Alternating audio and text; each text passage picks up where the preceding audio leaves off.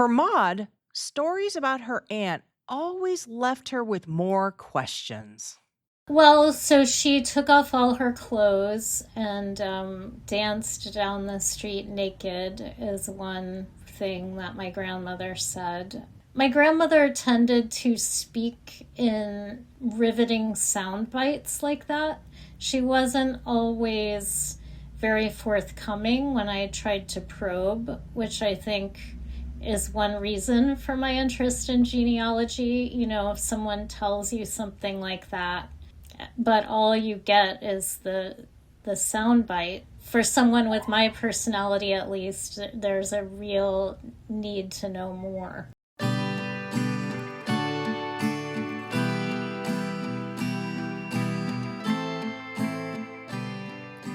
Welcome to In This Family, presented by Nexus Family Healing. I'm Dr. Michelle K. Murray, President and CEO. Studying your family's genealogy can be a great way to learn names, dates, and where people lived. It can also be a path to understanding the full complexity of someone long deceased. And it's a way of making sense of patterns of behavior and maybe the mental health issues that have informed those patterns over generations. Maud Newton has gone much further down that rabbit hole than most of us, and the results were incredibly illuminating. Maud is the author of Ancestor Trouble, A Reckoning and a Reconciliation. It's about her difficult relationship with her parents, but also explores their parents and generations further back. She examines the reality behind some wild family legends and makes discoveries that really shake her. She finds mental health issues, religious fanaticism, racism, and a lot of complexity. Ultimately, since we are all a product of who came before us, Maud comes to understand who she is and has been able to make decisions about what she believes and how she is breaking ancestral patterns of harm. Ancestor Trouble was named one of the best books of the year by The New Yorker, The Washington Post, Time, Entertainment Weekly, and many other publications. Maud Newton was born in Dallas, raised in Miami, has lived in New York City for many years with her husband Dan. You'll hear some New York traffic in the background. She describes herself as being under the big umbrella of queer, although she doesn't really center that. Maud has an adult stepdaughter with whom she's very close. She's white, and so were her ancestors going way back. I do want you to be aware that there's discussion of sexual abuse in this episode, because that's an important part of Maud's story.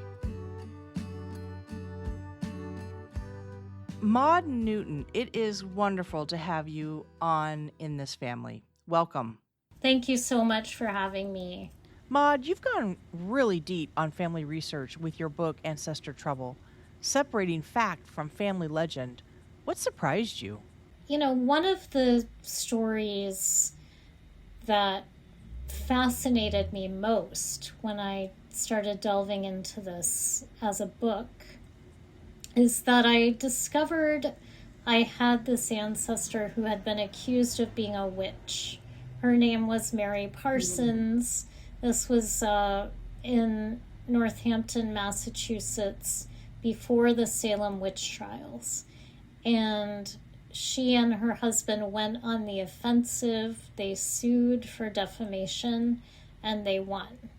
Later, she was tried for witchcraft in Boston, and she won the criminal case as well. So I was very excited about this. I was really thrilled to be part of this legacy. I had never known about this ancestor. This was an ancestor of my mother's, and she had no knowledge of it either. And I saw some through lines to my mom. Mary was very overclose with animals, and her protective impulses toward them sort of confounded the neighbors, and that was part of the suspicion.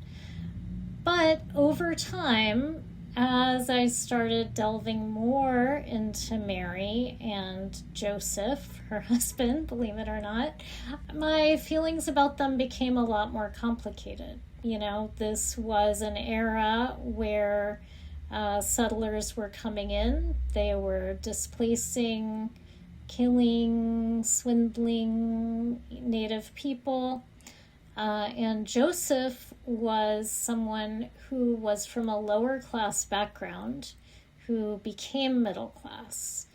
And he did that by learning the language of the Native people, trading with them, and exploiting them.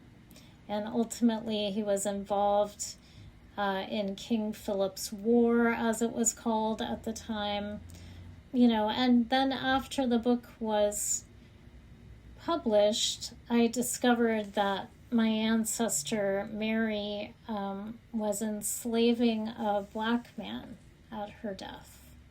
So, it was interesting because I had viewed my mother's side as the sort of not racist side, in contrast to my father's side.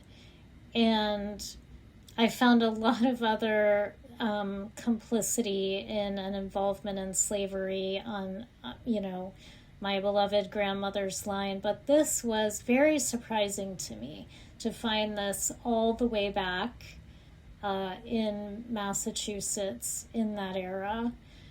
But I guess it shouldn't have been surprising, because in some ways this is the story of this country. And I guess my feelings about that are, some of my fellow descendants have been pretty angry with me for bringing this up. She herself, went through, she was living in a very terrible time, and her husband was abusive, and, and all of these things.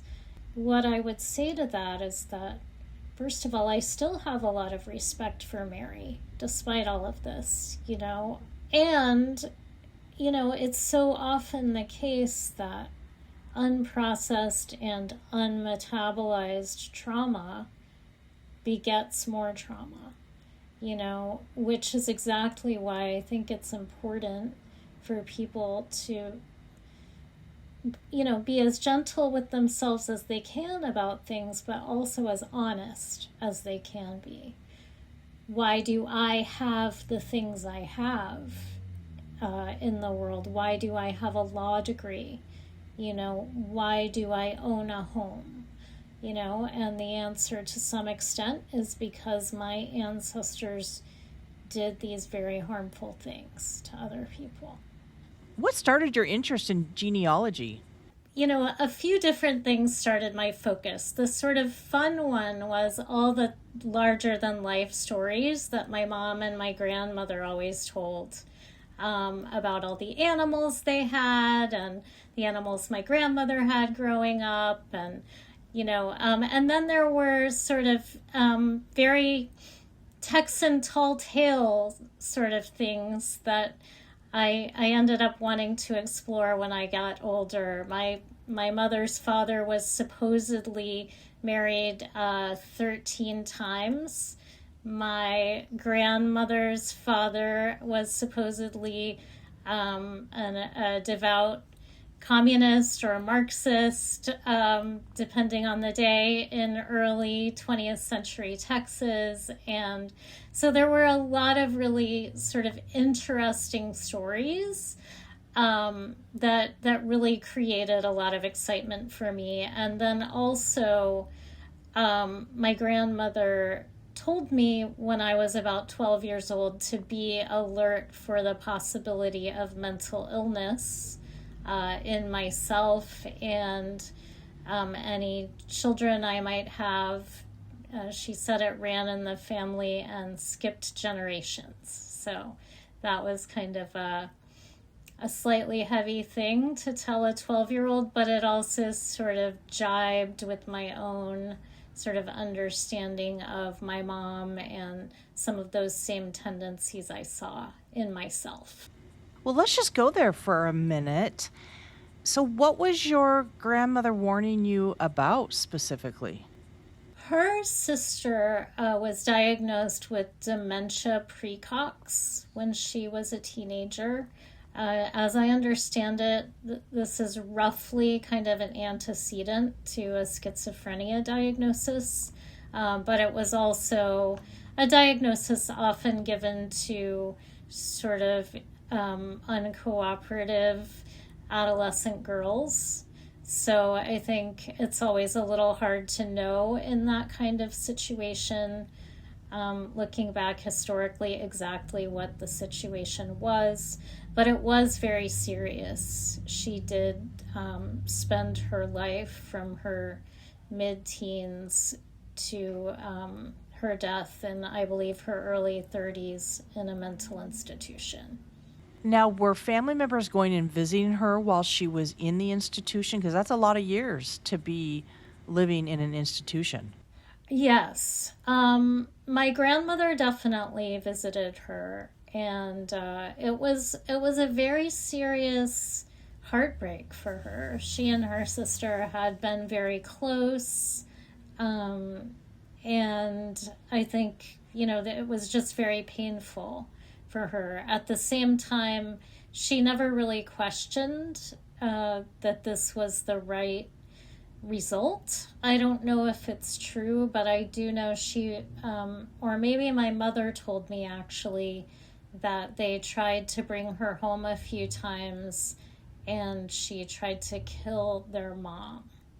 I think there was abuse in the family, but it's hard to know exactly how they could have treated her at home. But yes, my mother recalls visiting her as well. My mother was very, very young, a toddler when she died, but she has memories of going there and visiting her. Are there other family members that you know of who have struggled with mental health issues? Yes. My mother's father, as I mentioned, was married many, many times and was a severe alcoholic. And so, I'm not a mental health professional, but I could sort of hypothesize about that. His father actually, I was told, killed a man with a hay hook and died in a mental institution also. On his death certificate, it says that he died of exhaustion from mental depressive insanity. That story was not really what I thought. I envisioned this sort of brawl in a bar or something, but it turned out that he did actually kill a neighbor, possibly someone who had been his friend. The neighbor had been accused of basically trying to rape the neighbor's stepdaughter. And I think I'm connecting a few dots here that aren't fully connected in the evidence, but I think my great grandfather probably testified against his friend. So it was a really heartbreaking thing to learn about this person who I had pictured as a sort of like swashbuckling Texan, kind of fascinating villain, I guess, and then to come to discover that he was this very sympathetic character in this terrible story. Oh, it's great that you're collecting these types of stories and understanding them. And I wonder about any mental health struggles that you may have experienced. Yeah, so I definitely, like my mother, have a tendency to approach things very exuberantly and really immerse myself in them. So, my writing is a big part of that, the genealogy. It became, as you and your listeners can certainly hear, a kind of all-consuming passion. And I've definitely struggled with depression. I don't, I sort of self-diagnosed as bipolar 2, basically. So someone who has some level of mania, but, probably not selling my house and running away to another country levels of mania. And I ultimately was diagnosed by that just a couple of years ago. I was diagnosed with that by a mental health professional, a psychiatrist I saw. I also ended up getting an official ADHD diagnosis, which is something I had also diagnosed myself with ages ago. I think it's the classic story of the woman who has, or the young girl who has inattentive ADHD and performs well, and so it's sort of construed as laziness or disorganization. So that was interesting to finally have that diagnosis. It definitely became something I struggled with a bit more at midlife with those hormonal changes that can happen. So I really felt an urgency to get that taken care of. But in any case, my mother definitely has some pretty significant mental health issues. I write about them in the book. I don't know what her diagnosis was historically or would be, but among other things, she, started a church in my living room when I was a kid, and there was a lot of speaking in tongues and casting out demons, and, not to suggest that everyone who believes in that has mental health issues, but, in her case, it's a sort of one manifestation of her zeal for life and her sort of many consecutive projects. Yeah, that makes a lot of sense. And this is great. It sounds to me like it was helpful for you to have that reinforcement of the diagnosis of the ADHD and the bipolar 2. Would you say that's true? I would say it was true. I actually was diagnosed with mixed states bipolar, and reading about that sort of actually after the book over the past couple of years, as I've sort of, I've really been kind of hit very hard by the election, not that I was surprised by the outcome, but it sort of feels in a way like the worst of all three of my parental figures is now like running the country. And so to sort of having this understanding of my mental health impulses and paying more attention to the depression and the sort of, just being kind of understanding with myself about these feelings of despair that I've experienced. I think I've been more able to do that with the diagnosis in a way that even all my many, many years of therapy and my meditation practice maybe didn't quite underscore for me the need to like sort of take this seriously and give myself the time and space that I've needed to sort of figure out, how I want to live in this era in the world.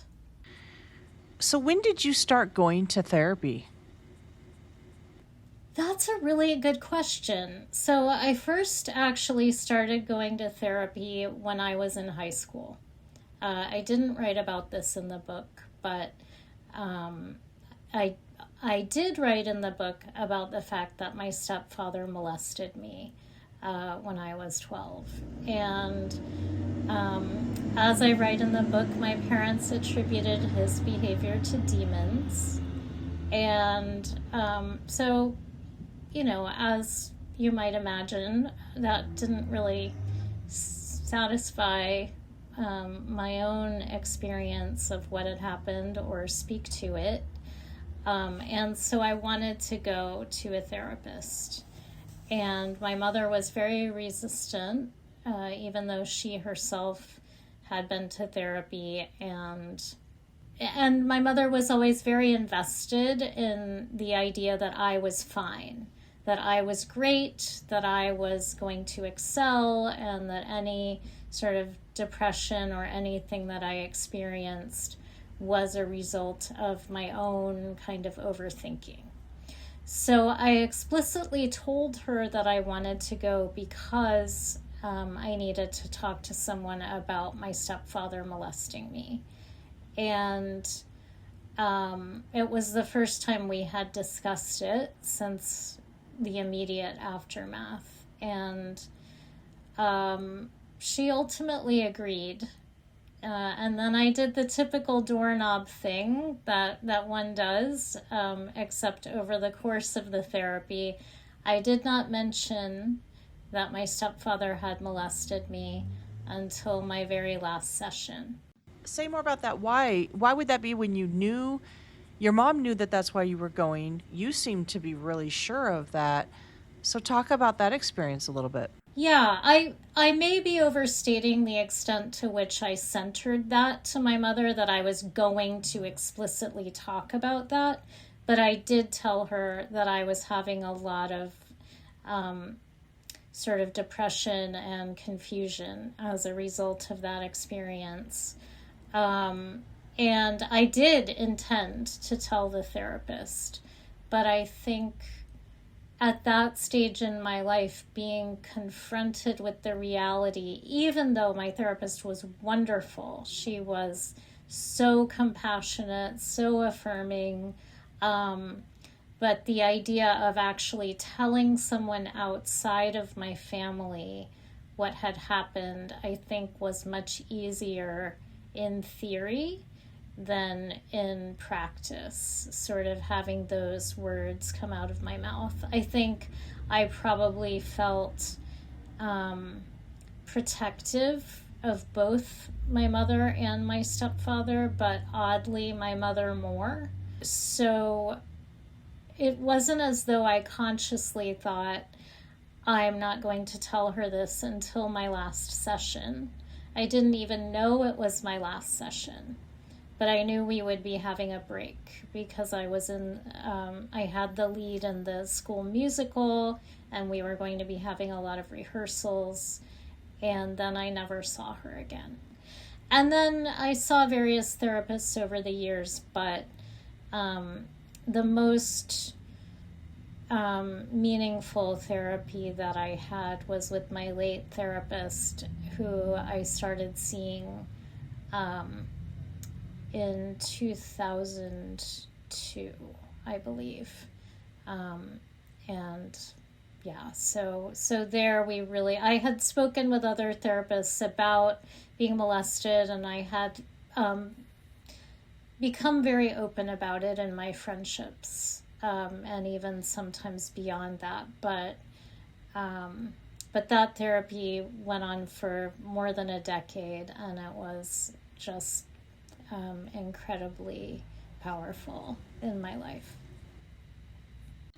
I'm so appreciative that you shared all of that about your therapy experience too, because I believe that there are a lot of listeners who are going to relate to going into therapy with the intention of certain things that they're going to talk about and not talking about them for a lot of really important and personal reasons. And because it's really hard to talk about those things. And just because you're going to therapy doesn't somehow remove the challenge of processing those types of issues. You had mentioned that you suspect that you were protecting your mother. What were you protecting her from? Well, I obviously knew that it was a monstrous excuse, even when I was 12. So as I describe it in the book, my mother came into my bedroom with my stepfather in the middle of the night. At the time, it was a bedroom that I shared with my siblings, both of them, who were sleeping across the room. And over the course of maybe 5 minutes, they said that they wanted to discuss what had happened. They said that my stepfather had done this. My mom really did all the talking. That my stepfather had done this because of demons in the bed from, I get into this in the book, but someone who had slept in the bed at one point. And then they asked if I had any questions. And, even at the time, I just, at some level, thought, are you kidding me? Are you kidding me? And I went through a very serious depression after that. I stayed home from school for like 3 weeks. My mother let me do it. I said I was sick. Nothing was really done about it. And, I sort of slowly came out of my depression and continued along, but I never spoke about it with any of my friends or anyone else at that time. You are so right on that. There's such a variety of feelings that people have and reactions. And while unique in some ways, you're so right that it's not unique in a lot of ways. There are a lot of people who experience a parent denying that it even occurred and then making up excuses for the why. And certainly your experience around the reason being demons might be extremely unique, but this rationalizing and trying to make it somehow justified and okay and an experience that just happened to move on, I think a lot of people can relate to that. And because you have some uniqueness to it, I'm really curious about when you started to do therapy specifically about this experience. How much of your therapy was based on the power difference of the sexual abuse and all of that to healing about the fact that your mother didn't protect you, rationalized it to be something that it wasn't? So I wrote a letter to my mother and stepfather. I said, look, this is not an appropriate way to respond. I probably shouldn't have sent it as a joint letter, but I did. And I said, someone's going to have to take responsibility for both the fact that I was, that my stepfather molested me, and that the excuse was demons in the bed. That's not acceptable. And my stepfather responded. He did not deny it. He did not exactly apologize either. He did say, I'm sorry. But it was a sort of passing thing that made it be about him in a way. Like, he said that the very best part of who he was died in Vietnam, that even now he was not a good partner to my mother. So he really kind of didn't address, what he had done.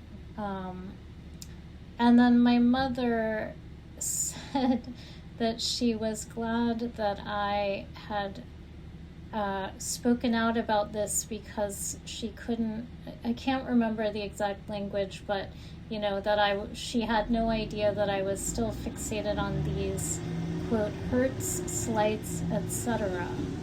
And so she hoped that by telling her this, I would be able to move on. And so after this exchange, I did not communicate with them in any meaningful way for about 7 years.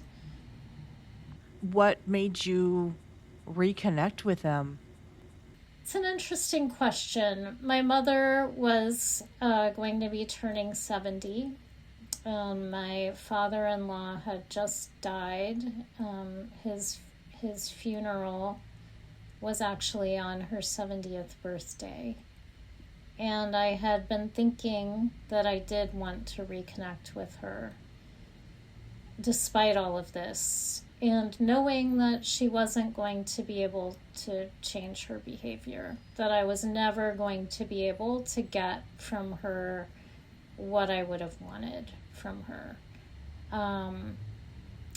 And our relationship is, is really very fraught. But I now have the ability to sort of maintain the boundaries necessary to protect myself as best I can. And I would not say we are close. We're going to talk a little bit, I hope, about your father later. But when you talk about boundaries, I want to know, how did you develop the ability to set boundaries? Yeah, it's interesting. It was very difficult for me to set effective emotional boundaries that felt true to me. So both of my parents are very authoritarian in different ways. And they certainly set a lot of boundaries. So, in that sense, I had a model for setting very rigid boundaries. And they didn't ever agree with each other for the most part. So, I also had the fact that they were not in alignment and they were both such strong personalities. In some ways, I think made it easier for me to chart my own strong boundaries in the world. But at the same time, what I would say is that a lot of my boundaries when I was young were reflexive, rooted in anger, rooted in a kind of failure to understand myself. And, sort of my deepest longings, my deepest needs, I would say from both of my parents, anger is a very strong legacy. And so it's part of the work of my adult life since I began seeing Dan was to, I think, move away from viewing anger as strength in itself. Move away from viewing anger as the bottom feeling, and begin to understand, yes, anger can be valid, anger can be appropriate, but often anger is sort of sitting above deeper, more painful feelings like grief and fear. So where do you stand now with your mom? Well, my mom has some level of dementia, so it's very difficult for her to talk on the phone.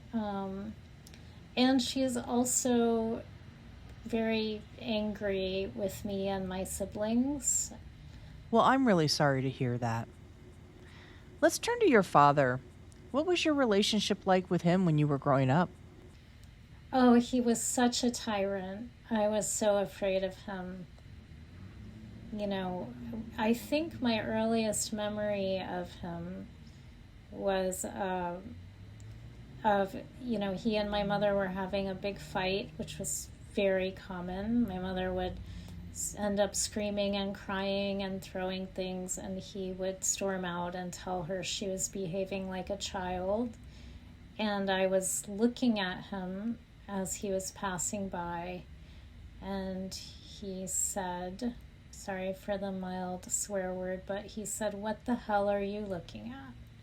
And he didn't normally say bad words, but to me that was just such an, I don't know, in that child way, it was such an indication of the contempt that he had for me as an independent being. And he, it's, I write about him in the book. So my parents got married because they thought they would have smart children together. And I guess, in some way they got what they wanted.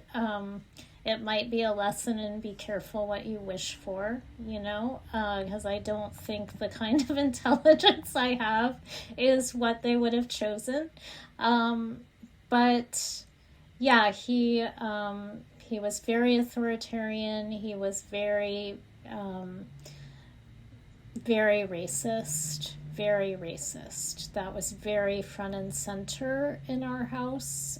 He wasn't the sort of person who was running around saying, for example, the N-word. and yet in our home, he was he was teaching me that slavery never should have been outlawed, that my ancestors were magnanimous to the people they enslaved.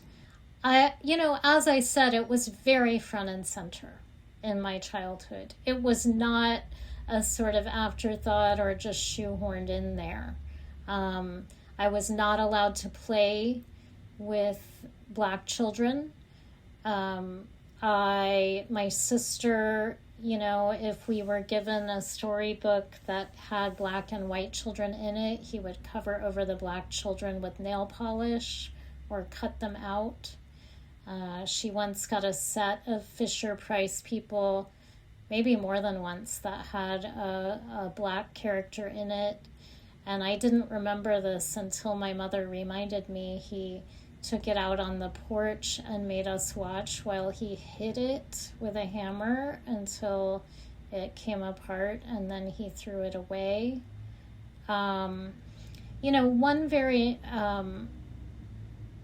One story that I get into in the book is that he told my sister and me this story about how his grandmother's maid's son, so his grandmother's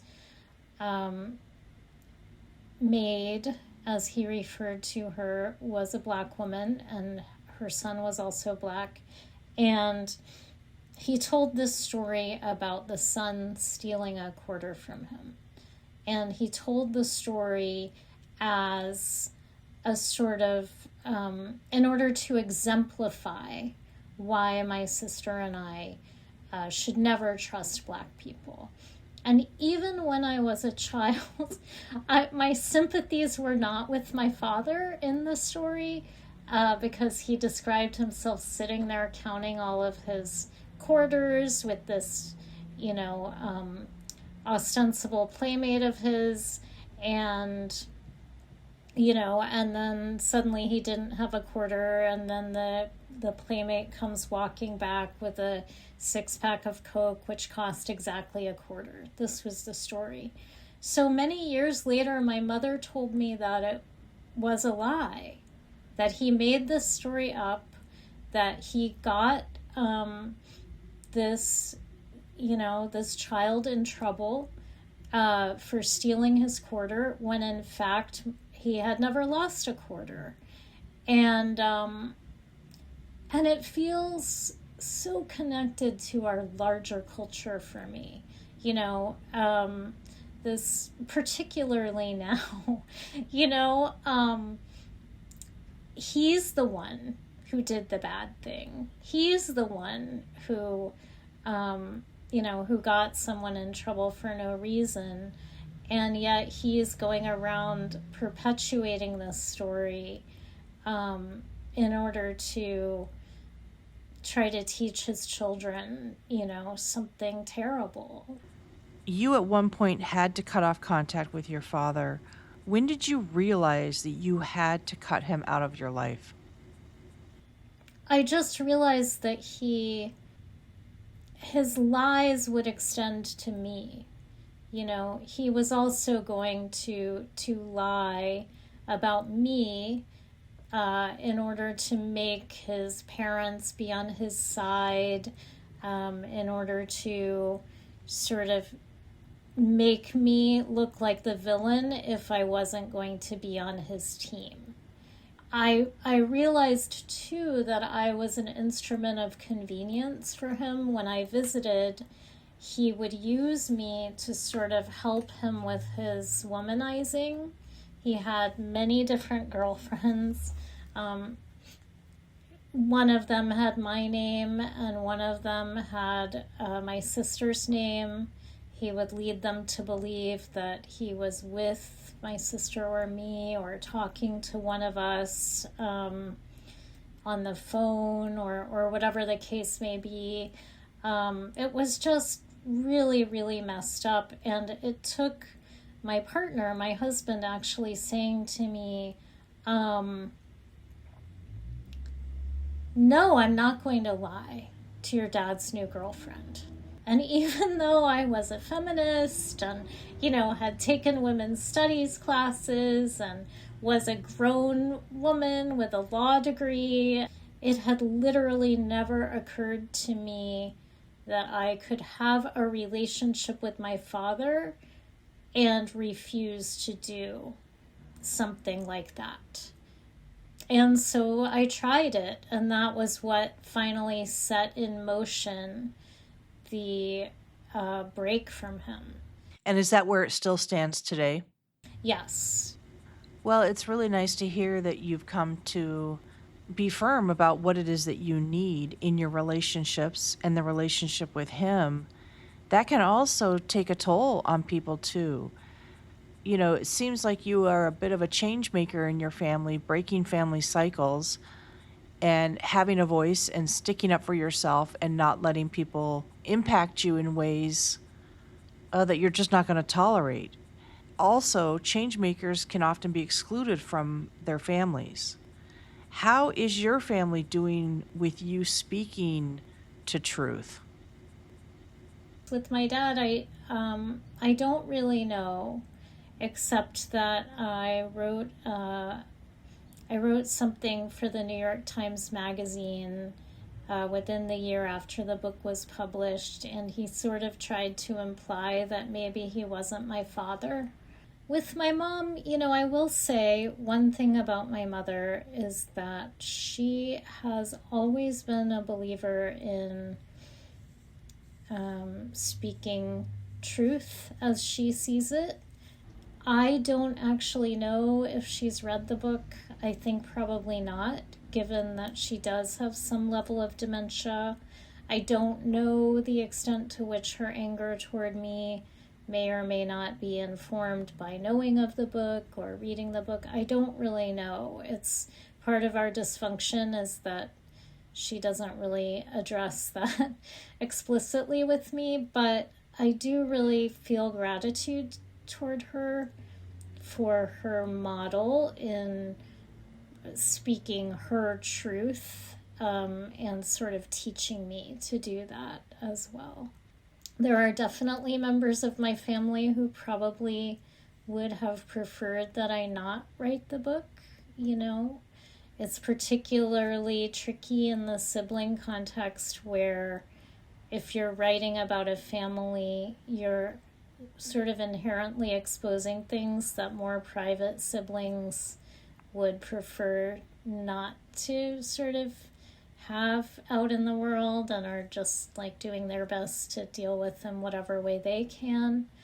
At the same time, I would say that a gift of the book is how it has deepened my relationship with my stepsister. Because our parents were, my mother was so abusive to her. So incredibly abusive to her. There were some episodes where my mother slapped her. I think at one point they got into a physical fight when my stepsister was probably 14 or 15 years old. I think my stepsister won the fight, but my stepsister is not someone who gets into fights. And I think so in the early part of our adulthood, we loved each other, but I think I had so much guilt toward her about the way my mother had treated her. It felt like a Cinderella situation where, my mother definitely favored my sister and me over her.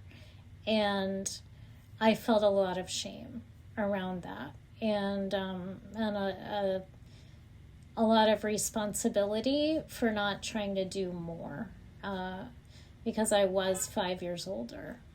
At the same time, as my stepsister has pointed out, we were navigating an impossible situation, and she has expressed feeling guilt too about, what her father did to me, which put his sort of relationship to me when I told her when she was about 18 what he had done. I think it really cast our whole adolescence in a different light for her as well. So, but we really, I cherish her so much. We've become so close in recent years, and we're so aligned in dealing with our parents, and so supportive of each other. And so, you know, I don't know that the book directly caused that to happen, but the existence of the book definitely brought us closer. So, what do you like that you have gotten from your parents? Yeah, that's a really good question. I feel like I have a sense of humor that comes from my mother's side, a kind of plain spokenness and a sort of wry way of looking at things. I think sometimes my humor can be so dry that people don't know that I'm joking, and that definitely comes from her. A love of stories, a love of metaphor, all of that definitely comes from my mom. And for better or worse, a love of animals comes from my mom, and a love of plants and nature. And yeah, and then from my dad, I really, it's the tenacity, I think. He, as I write in the book, I always viewed my writing as something that came from my mother, but he was the parent I saw. He was the parent I saw writing. He was the parent I saw working late into the night on his projects, in the way that writing requires. My mother would definitely throw herself into her projects in a more kind of, chaotic way, but he would sort of doggedly work at his tasks. And I'm not sure that I would have been able to write a book, if it hadn't been for his influence. Maud, would you say it's true that you have used your history to learn about who you are? I have. I have definitely used my history to understand myself. And in the process of that, I have become a big believer in the importance of grappling with my ancestors and what they did in order to understand how I want to be in the world. And I, as is my way, in the process of writing the book, came to feel that it is really important for a lot of us to kind of really take this broader look at our ancestors, this really honest look, and sort of think through what they mean for us and how we want to live as a result of what they did. You use the words reconciliation and reckoning in your book title. What was it that you had to reconcile? Well, I think with the title, I was particularly thinking about the harms that my ancestors did, the enslaving of Black people, my ancestors' participation in genocide and displacement and driving underground of Indigenous people. All of that is something I really felt a need to reckon with. And at the same time, I didn't want to be stuck in a sort of state of reckoning,